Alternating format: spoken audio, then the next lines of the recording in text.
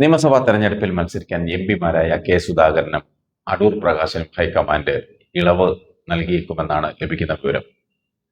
K Sudhakaran കണ്ണൂരിലും അടൂർ പ്രകാശ് കോന്നിയിലും മത്സരിച്ചേക്കും. സുധാകരൻ കേരള ഹൗസിൽ നിന്നും ബാധ്യരഹിത സർട്ടിഫിക്കറ്റിന് അപേക്ഷിച്ചിരുന്നു. അടൂർ പ്രകാശ് ഇത് നേരത്തെ തന്നെ വാങ്ങിയിരുന്നു. മത്സരിക്കുമെന്ന തീരുമാനത്തിൽ നിന്ന് രണ്ട് എംപിമാരും പിന്മാറാത്തതോടെയാണ് രണ്ടുപേർക്കും ഇളവ് നൽകാമെന്ന ആലോചനയിലേക്ക് ഹൈക്കമാൻഡ് കടന്നത്. ഇന്നലെ രാത്രി K C Venugopal, Shafi Parambil, A P Anilkumar ഇവർ മൂന്നുപേരും കൂടി സുധാകരനെ അനുനയിപ്പിക്കാൻ അവസാനവട്ട ശ്രമം നടത്തിയെങ്കിലും സുധാകരൻ വഴങ്ങിയില്ല. എന്തിനാണ് ഇവർ രണ്ടുപേരും മത്സരിക്കണമെന്ന് വാശി പിടിക്കുന്നതെന്നറിയില്ല. ഇവർ രണ്ടുപേരും എം പിമാരാണ്. ലോക്സഭ വന്നാലും നിയമസഭ വന്നാലും പഞ്ചായത്ത് വന്നാലും മത്സരിക്കാൻ ഇവർ മാത്രമേ ഉള്ളൂ. എത്രയോ പാർട്ടി പ്രവർത്തകർ ഒരു സ്ഥാനവും മാനവും ഇല്ലാതെ ഈ പാർട്ടിയിലുണ്ട്. പാർട്ടി പറഞ്ഞാൽ കേട്ടില്ലെങ്കിൽ രണ്ടിനെയും പുറത്താക്കണം. അല്ലാതെ അവർ പറയുന്നതല്ല പാർട്ടി കേൾക്കേണ്ടത്. ഇങ്ങനെ എല്ലാവരും വാശി പിടിച്ചാൽ എന്തായിരിക്കും പാർട്ടിയുടെ സ്ഥിതി? എല്ലാ എം പിമാർക്കും നിയമസഭയിൽ മത്സരിക്കാൻ താല്പര്യമുണ്ട്. അങ്ങനെയാണെങ്കിൽ അവർക്ക് കൂടി അവസരം കൊടുക്കണം. ഇവരുടെ വാശിയുടെ മുന്നിൽ വഴങ്ങിക്കൊടുത്താൽ ഇവർ മിടുക്കന്മാരും അവരെല്ലാം മണ്ടന്മാരുമാകും. കഷ്ടം.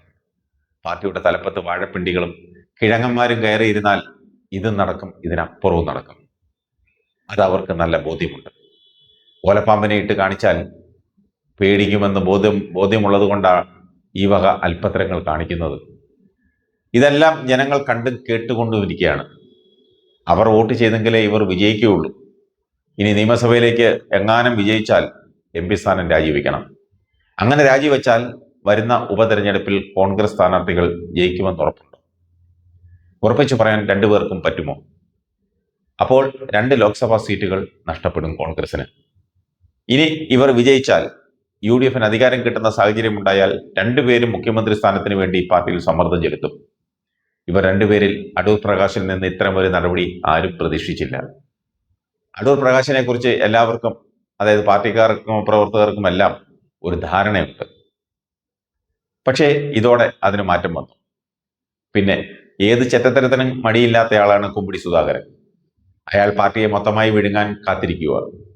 അയാൾ ഇതും ചെയ്യും, ഇതിനപ്പുറവും ചെയ്യും. എപ്പോഴും അയാൾ പിടിക്കുന്ന മുയലിന് 3 കൊമ്പാണുള്ളത്.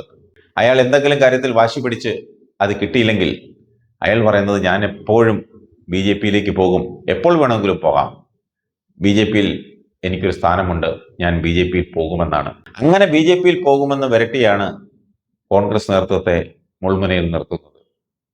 കണ്ണൂരിൽ ഇയാൾ മത്സരിച്ചാൽ മമ്പറം ദിവാകരൻ ഇയാൾക്കെതിരെ മത്സരിക്കും. മമ്പറം വെടിപൊട്ടിച്ചിട്ടുണ്ട്. മാത്രമല്ല ഇയാൾക്കെതിരെ മമ്പറത്തിന് അറിയാവുന്നതെല്ലാം വെളിപ്പെടുത്തുമെന്നും മമ്പറം പറഞ്ഞിട്ടുണ്ട്. ഏതായാലും വളരെ മോശമായിപ്പോയി. ഇവരെ രണ്ടുപേരെയും പുറത്താക്കി തെരഞ്ഞെടുപ്പിനെ നേരിട്ടിരുന്നുവെങ്കിൽ UDF നല്ല ഭൂരിപക്ഷത്തിൽ വിജയിക്കുമായിരുന്നു. ആളുകളുടെ ഇടയിൽ പാർട്ടിക്കൊരു ഇമേജും ഉണ്ടായേനെ. ഇതിപ്പോൾ തുമ്മയാൽ തെറിക്കുന്ന മൂക്കായിപ്പോയി. ഇവർ രണ്ടുപേരും മാത്രമേ ഉള്ളൂ ഈ പാർട്ടിയിൽ. ഈ പാർട്ടിയിൽ ഒരുപാട് പാവപ്പെട്ടവരുണ്ട്, സാധാരണ പ്രവർത്തകരുണ്ട്. ഓരോ പാർട്ടി പ്രവർത്തകനും മത്സരിക്കാൻ ആഗ്രഹമുണ്ട്. അവരെയൊക്കെ മുന്നിലോട്ട് കൊണ്ടുവരണം. അല്ലാതെ ഈ കിളവന്മാർ ഗോദ്രേജിന്റെ കളറിൽ ചെറുപ്പക്കാരനായി നടക്കുന്നത് പാർട്ടി അറിയണം. അവരെ അല്ല പാർട്ടിക്കാർക്കും നാടിനും ആവശ്യം. ഇവരെല്ലാം കുഴിയിലോട്ട് കാൽ നീട്ടിയിരിക്കുക. എപ്പോൾ വേണമെങ്കിലും എന്തും സംഭവിക്കാം. പാർട്ടിക്ക് വേണ്ടത് ചെറുപ്പക്കാരെ വേണം.